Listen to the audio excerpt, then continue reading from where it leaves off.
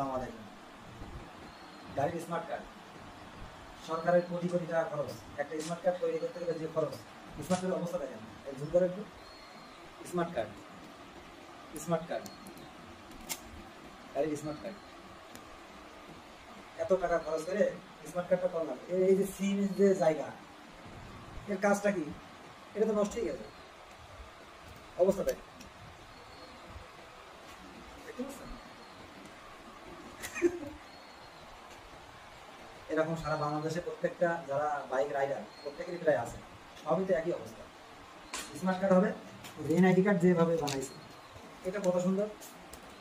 এটা কিন্তু সহজে নষ্ট হয় না, একটাই কিন্তু এর কোনো পর্দা নাই বা পরপর যে আলাদা লাগানোর কোনো সিস্টেম নেই। এটা দেখেন অবস্থা। এটা কি মানে অবহেলার কারণে হয়েছে নাকি দুর্নীতির কারণে হয়েছে? এটা পাবলিকই বলতে পারবে।